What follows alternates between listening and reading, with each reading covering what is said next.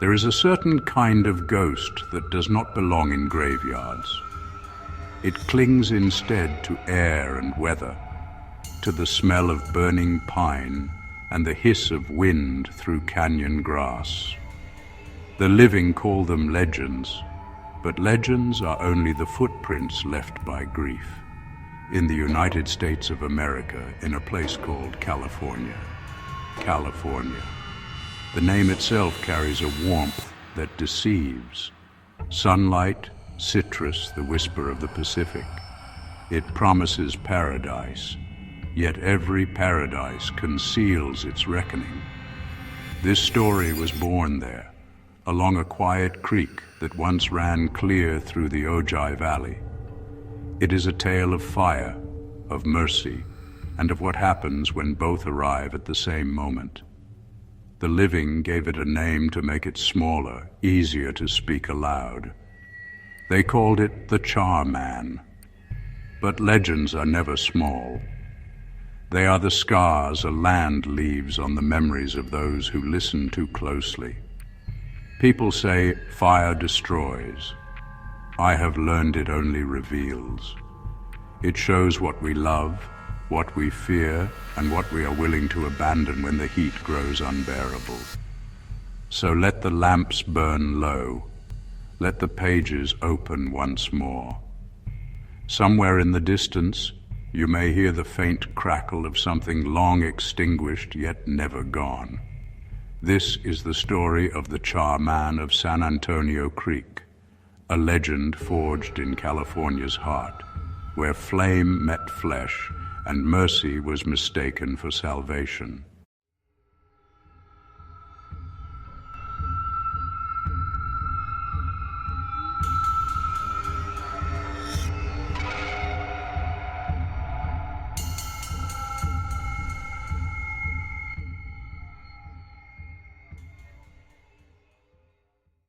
The Ojai Valley lay like a bowl of light between the mountains.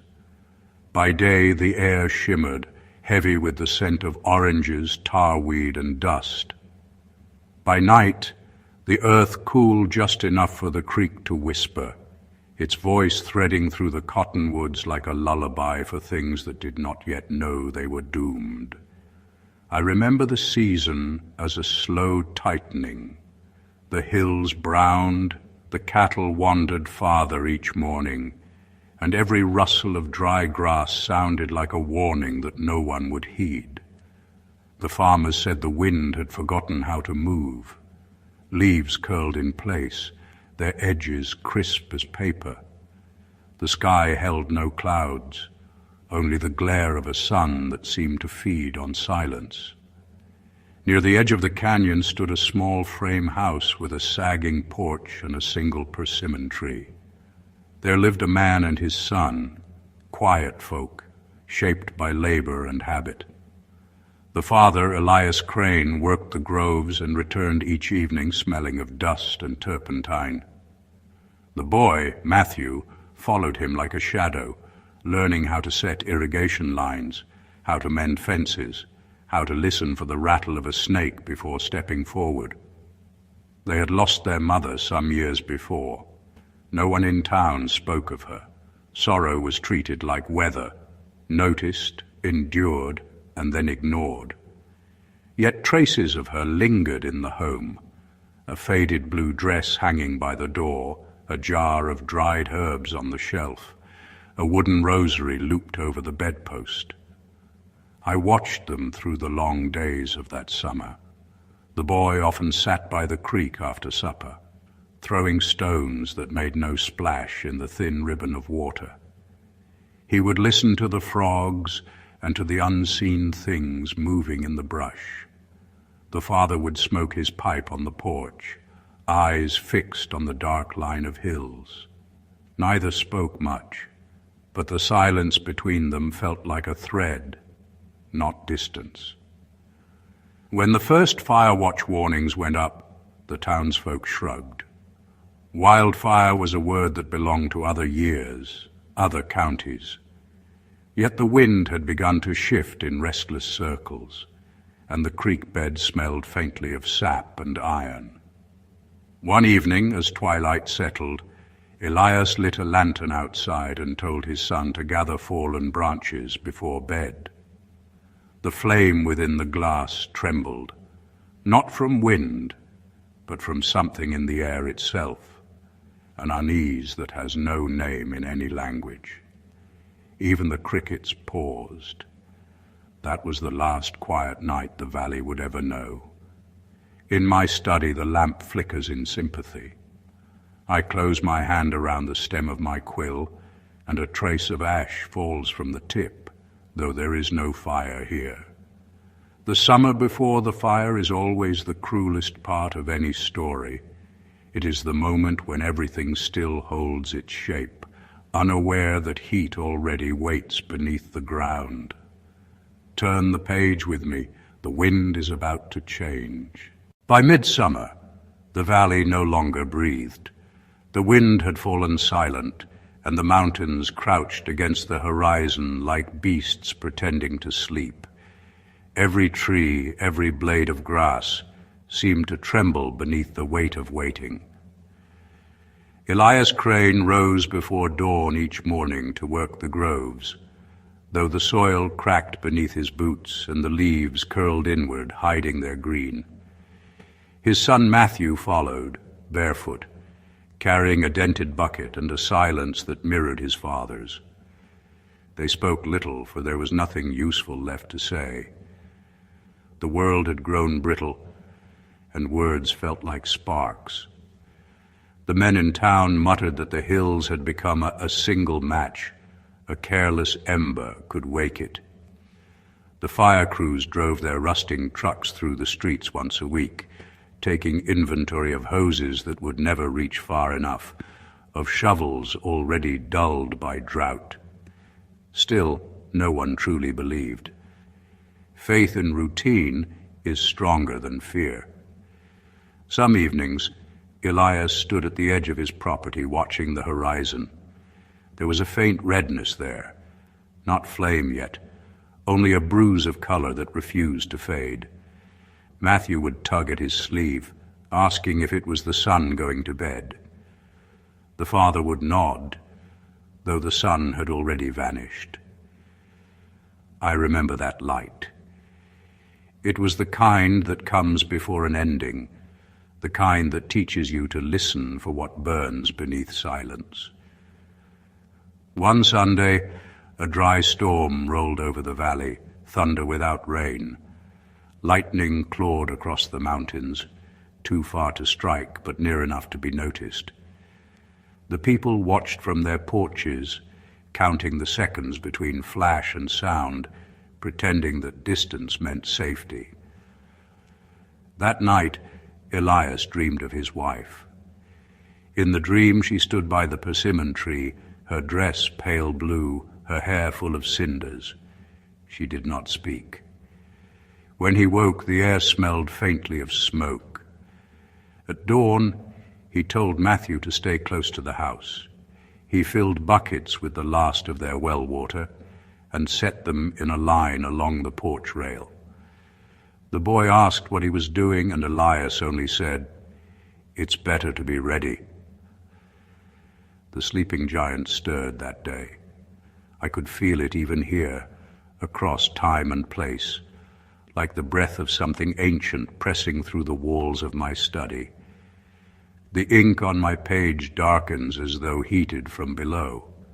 Fire begins long before the first spark. It begins with neglect, with the belief that tomorrow will be cooler, kinder, more merciful. When the match finally fell, the valley was already aflame in spirit. The morning it began, the air was the color of brass. No birds sang, no dogs barked. Even the insects had fallen still, as though the world itself had paused to listen for what was coming. In the upper canyons, a dry wind stirred through the chaparral, brushing brittle leaves until they whispered against one another like flint striking flint. Somewhere unseen, a branch snapped. Somewhere else, the earth exhaled. Then came the sound that divides memory, the first crack, sharp and clean, followed by the low hiss of something alive. By the time anyone saw the smoke, it was already too late.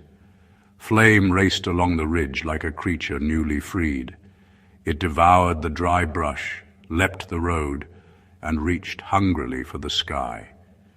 The people of Ojai ran to the windows, staring in disbelief as the horizon burned. Some prayed, some packed. Others stood motionless, watching their hills turn to light. Elias Crane was among the first to see it from his porch. He heard the roar before he saw the glow, a deep, uneven thunder rolling through the valley. He sent Matthew to gather the bucket line, though both knew it was futile. Water hissed and vanished before it touched the ground. The heat did not move like weather, it moved like judgment. I watched from afar as the fire advanced, relentless, joyous, unashamed. It was not evil. Fire has no morality. It simply does what it was made to do. Yet in doing so, it reveals what men are made of in return. The Cranes tried to flee down the road toward town, but the smoke came faster. The sky folded inward, orange and black, the sun swallowed by its own reflection. Trees burst apart. The persimmon tree, the one that had stood so long by their porch, went up like paper. At first they thought no one had survived. The fire had rolled through the valley like a living wall, consuming everything in its path.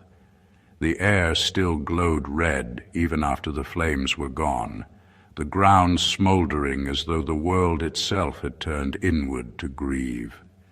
Rescue crews from the town arrived by dawn. They moved through the wreckage in silence, their boots sinking into ash that reached their ankles.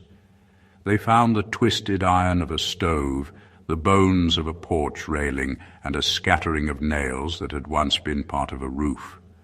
Among them lay what was left of a man, charred beyond recognition, his arms raised as if to shield something from the fire. They covered him with a canvas sheet and kept searching. No one noticed the trail leading down toward the creek. The earth there was scorched, but not entirely barren. Small prints, uneven and staggered, marked the mud. Something had walked away from the ruin. Hours later, on the far edge of the canyon, a ranch hand named Cole spotted movement near the tree line. At first, he took it for smoke, a lingering column twisting in the heat haze. But as he drew closer, the shape resolved into a man. His skin was blackened and raw, his clothing fused to him like a second hide. He moved slowly, dragging one arm behind him, leaving a faint smear of soot wherever he touched. Cole called out, but the man did not answer. His head turned, and for a heartbeat their eyes met. What Cole saw there was not madness nor plea. It was confusion, pure, childlike bewilderment at being alive when everything else was gone. The ranch hand ran for help. When he returned with others, the burned man was gone. They searched the creek for hours but found only a trail of scorched reeds and the smell of singed hair lingering in the breeze. In the days that followed, whispers spread through Ojai. Some said a ghost walked the canyon at night, its skin glowing faintly in the dark. Others swore they'd heard coughing from the trees or seen a single ember floating just beyond the reach of lamplight. The fire crews dismissed it as hysteria. Yet no one would walk near San Antonio Creek after sunset. I have watched the birth of many legends. Most begin as a misunderstanding, but this one was different. It carried a weight, a sorrow that felt too precise to be invention. The land itself seemed to remember the shape of the man who should have died and did not. In time, the townspeople began to give him a name, an attempt to make the unthinkable speakable. They called him the Char Man. In my study, the fire in the grate flares higher as I write the words.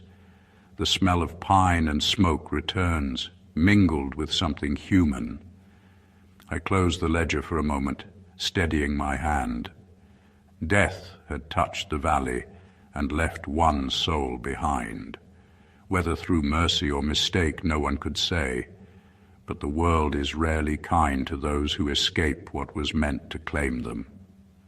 From that day forward, Elias Crane was no longer merely a man. He was a reminder, a shadow walking the line between suffering and survival. And I, who see the stories others forget, could feel him still wandering, still burning, long after the fire went out. In the weeks that followed the fire, the valley lay in silence. Ash covered everything, fields, roofs, fences, even the surface of the creek.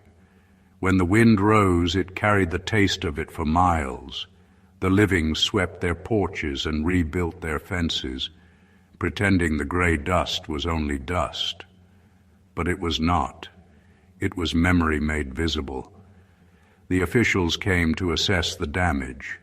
They counted the dead, recorded the losses, and left their tidy numbers behind like headstones carved in paper.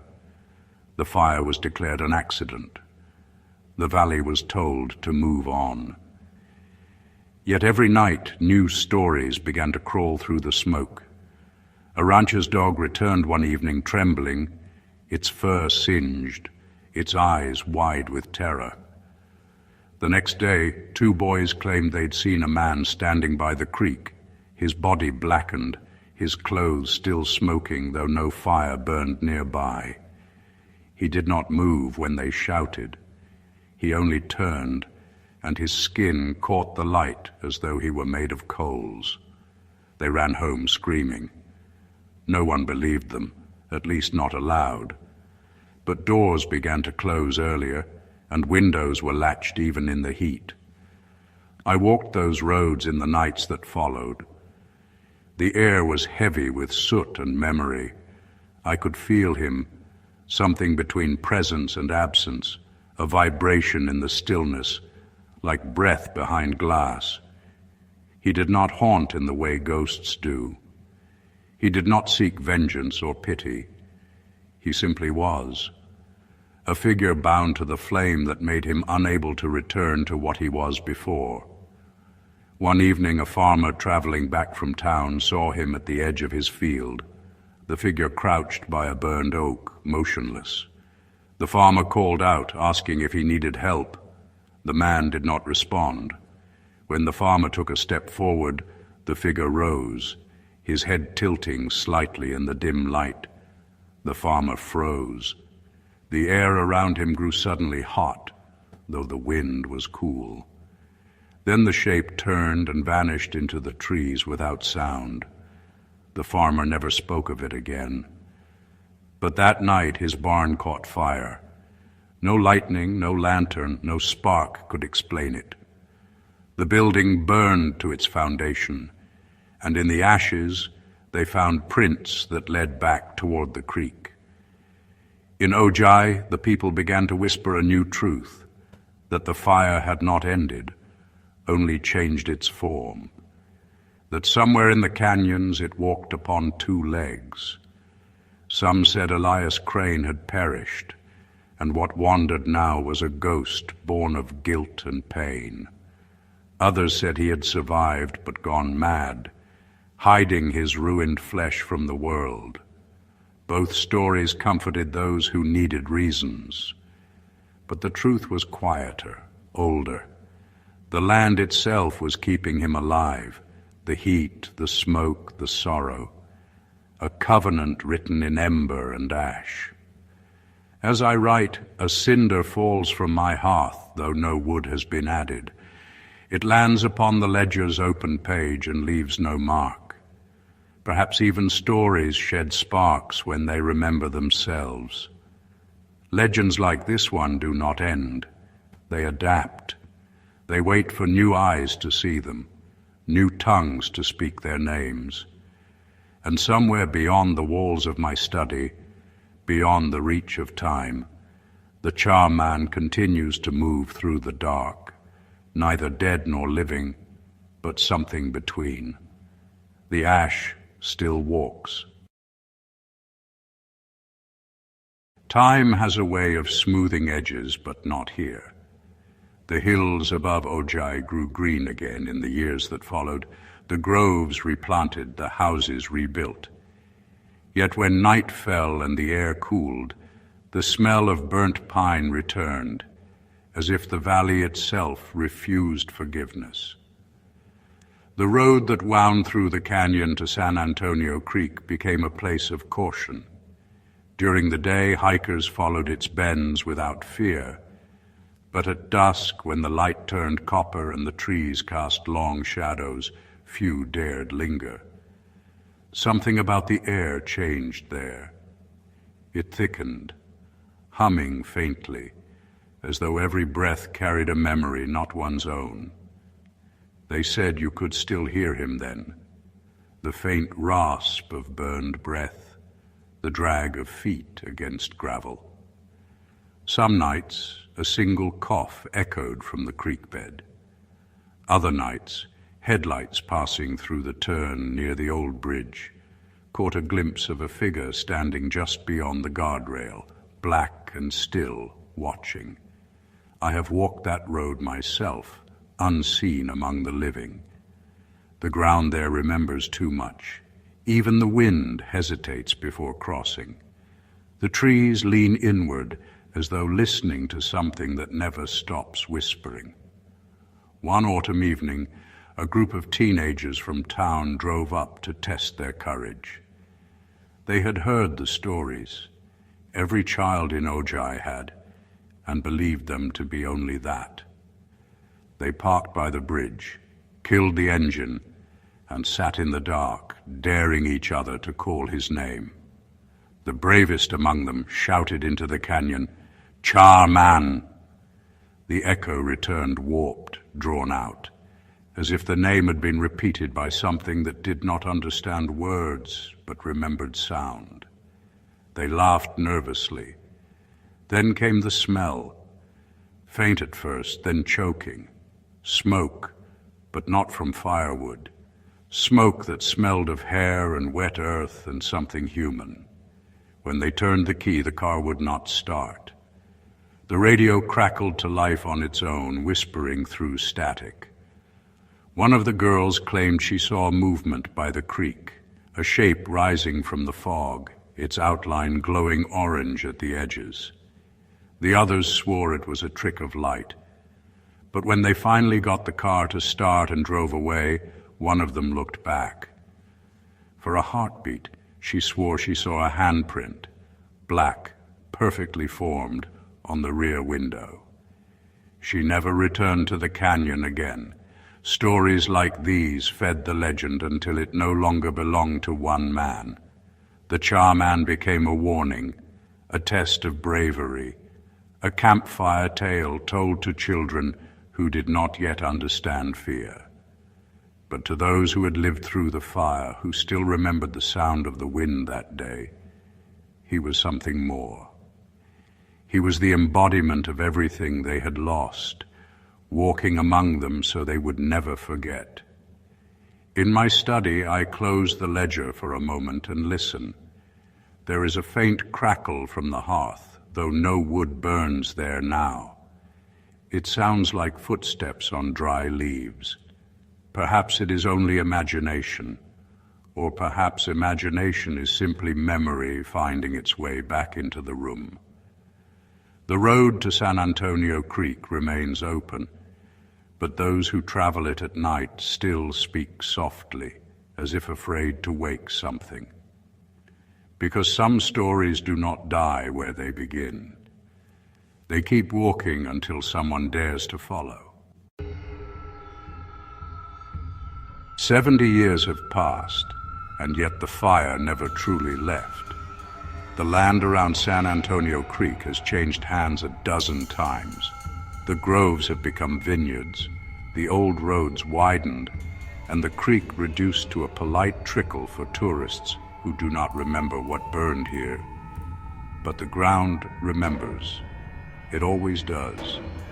In the modern maps of California, the canyon is marked as a hiking preserve. Families bring picnic baskets. Photographers come for the golden light that filters through the sycamores. They call it peaceful, unaware that peace is only silence with better manners. Not long ago, a park ranger named Alvarez began reporting odd things. He kept a small logbook, dates, times, strange occurrences, lights in the trees that did not belong to lanterns, smoke with no visible source, the faint sound of coughing carried on the still air. He was a practical man, the kind who trusted evidence, not rumor. But even evidence can become unsteady when the world itself leans toward the uncanny. One evening in early spring, he checked the trail cameras placed near the creek's bend. Most contained what one would expect: raccoons, hikers, the shifting blur of leaves.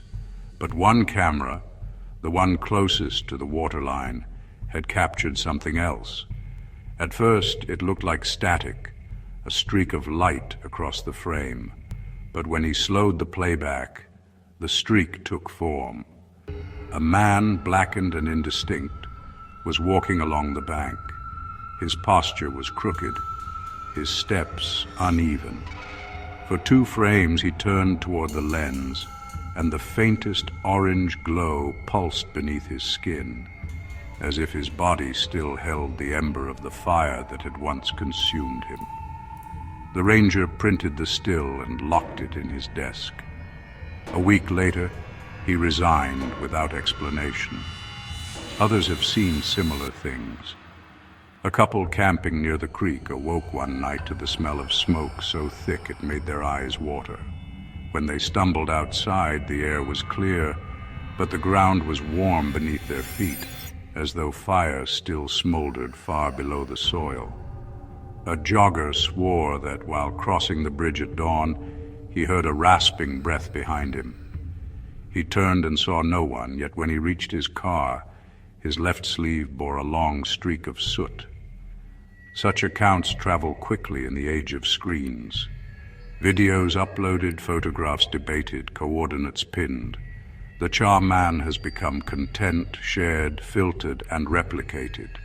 But even in this new light, something of the old darkness survives. Legends thrive not because they are true, but because truth has found no better disguise. I have watched this one grow through time like ivy, winding through generations, adapting to each new kind of disbelief. In every retelling, the details shift, yet one thing remains: the smell of smoke and the sound of breathing where no one stands. Sometimes, on nights when the wind blows from the west, I can almost hear it myself, the faint crackle, the low exhale. I close the windows of my study and stir the embers in the fireplace, though it is not the cold I fear. The Char Man endures, not as a ghost chained to a single place, but as an inheritance, a reminder that what we burn does not always stay dead. And somewhere tonight, someone new will call his name into the dark, not knowing that some names still answer back. Every legend eventually draws its scholar. They arrive with notebooks, cameras, and conviction, certain that careful observation can tame a haunting. In the spring of this year, it was a young folklorist named Clara Ruiz who came to Ojai. She had read every article, listened to every late-night broadcast, and decided that the Char Man was a patchwork of rumor, stitched together by fear. She rented a small cabin near the canyon's mouth. Her plan was simple: record oral histories from the oldest residents, map each sighting, and separate fact from embellishment. During the day, she moved among citrus groves, charming locals with questions about the fire of '48. They gave her fragments, an uncle's story, a burned field, a memory half recalled. But their eyes drifted away when she mentioned the creek. Each evening, she returned to her cabin and typed her notes beneath a single bulb. Outside, the night pressed against the windows like a held breath. The first week passed without incident. The second brought silence to her recorder. Every tape she played back was blank, though she swore she'd captured hours of testimony. Still, she persisted. On the third week, she followed the old trail at dusk, camera in hand, determined to document the place itself. The air smelled faintly of metal. Ash clung to her shoes where there should have been dust. By the time she reached the bridge, the light had begun to fail. She paused to adjust her lens. In the reflection of the creek, she saw movement, an outline darker than the shadows, rising from the water's edge. Her breath caught. The image wavered, then steadied. She whispered the name, half in fear, half in greeting. Char Man. The wind answered first, lifting the ashes into small spirals around her feet. Then came a sound, a wet, broken inhale, like lungs remembering how to function. The shape took one step forward. She raised her camera. The flash burst white against the dark, and the form vanished. When she opened her eyes, the flashcard was melted inside the device. She fled the canyon and left Ojai before sunrise. The locals found her rental car parked by the gas station, a trail of black fingerprints on the driver's door. She told no one what she had seen. But months later, her field report was published. Thin, clinical, and incomplete. In the margins, a single line of handwriting read, "It looked at me as though it wanted to be remembered. I have read her report." It sits now on my desk, the edges faintly scorched. There is sincerity in her words, and fatigue, and a quiet admission that the world is larger than she hoped. Every generation produces its interviewer. Each is certain that truth can be separated from belief, each leaving with both changed. In the quiet of my study, I close her report beside the ledger. The air smells faintly of smoke, though the fire has burned low. Some stories are not found. They find you. And once they do, they never let you forget the sound of breathing in the dark. Every legend circles back to its beginning. Time may shift its scenery, people may rename its landmarks, but sooner or later, someone always returns to the place where the first word was spoken. In early autumn, a wildfire burned through the hills above Ojai again. It was smaller than the one in 1948, quickly contained, but smoke still filled the valley. Ash fell over the vineyards like gray snow. The residents stayed indoors, remembering the stories their grandparents had told them. The smell of burning citrus, the sound of sirens, the man who had walked out of the fire. Among those who came to document the aftermath was a volunteer photographer from Ventura, a quiet man named Jordan Hayes. He carried an old camera, one that still used film because he believed certain things revealed themselves only to silver and shadow. His assignment was simple: capture the recovery efforts along San Antonio Creek. He arrived before dawn. The landscape was still warm, faintly steaming, the charred trees rising like black spears against a pale sky. He set up his tripod by the bridge, the same one that had once been the teenagers' proving ground, and adjusted the lens toward the creek. Through the viewfinder, the world looked sharper, too real. The fog moved like breath. When he pressed the shutter, the sound echoed louder than it should have. He took another frame, then another, until the light began to shift. In one photograph, a small flare appeared near the water. A strange orange blur he assumed was lens flare, but when he looked up, something was standing on the opposite bank. A man, or what had once been one. The figure was still, blackened from head to foot. Smoke drifted faintly from his shoulders. He did not move, but the air between them vibrated, thick with heat. Jordan froze. Through the lens, the figure seemed closer, though the distance had not changed. He tried to speak, but the words caught in his throat. The Char Man did not advance. He only lifted one hand, palm outward, as if to show what remained of him. The skin, what little of it, glowed faintly beneath the soot, like coals buried deep but not extinguished. Then the wind rose, scattering ash across the creek. When Jordan lowered the camera, the figure was gone. Later, in the dark room, the final plate refused to develop properly. The chemicals clouded, turning the image pale white as though light itself recoiled. But in the margin where the negative should have ended, a faint handprint appeared, 5 black streaks pressed into the emulsion. The photograph now hangs in a small museum in town, though most walk past it without noticing. The placard below reads, "Aftermath at San Antonio Creek, 2023. Yet if one looks closely, the background shifts. The burned trees waver, and in their shadow, a shape stands just beyond the edge of focus.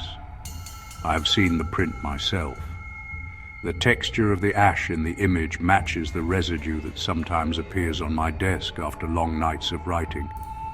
Perhaps a coincidence, perhaps remembrance. The Char Man's legend has returned home, not to terrorize, but to endure. Each generation finds him again, reshaped by its own fears, its own fires. And though his form may fade, the heat remains. Even now, when the wind turns east, the creek carries the scent of smoke. It slips through the valley, through the town, and into the rooms of those who still dare to listen. The circle closes. The fire never truly dies. Morning comes late to a valley that has burned. The light hesitates, soft and pale, as if unsure the earth is ready to be seen again. Mist drifts over the creek, carrying the faint scent of cedar and something older. Memory itself cooling in the air. The townspeople go about their lives. They sip coffee in rebuilt kitchens, drive children to school, trim vines heavy with fruit. Yet every one of them has, at some time, caught a flicker at the edge of sight, a shimmer that vanishes when faced directly, a warmth that lingers too long on the skin. They do not speak of it, but they know. The land remembers what it has endured. At the museum, Jordan Hayes' photograph still hangs on the wall. Visitors pause before it without knowing why. The image is quiet, just trees, water, morning light, but it hums faintly, as though something inside it continues to breathe. Far above the canyon, new fires will come, as they always do. The hills will blacken, then green again, then blacken once more. Each cycle will summon his name like a prayer, neither blasphemous nor holy. Some will call him a curse. Others will call him a guardian. In truth, he is neither. The Char Man is what happens when mercy and fire occupy the same heartbeat, when the world chooses not between life and death, but both. I close the ledger and run my hand across the cover. Ash clings to my fingertips, gray and fine, It leaves no stain, only the faintest warmth. In the hearth, the flame settles, tired but steady. Outside my window, rain begins to fall, slow, forgiving drops hissing softly against the glass. Every legend leaves residue. Sometimes it is only a story, sometimes it is heat, sometimes it is the awareness that what we destroy will one day return to remind us that we did. The wind shifts. For an instant, the scent of California smoke curls through the study, sharp, sweet, gone. I breathe it in, I let it stay, because some truths are not meant to fade. They are meant to smolder.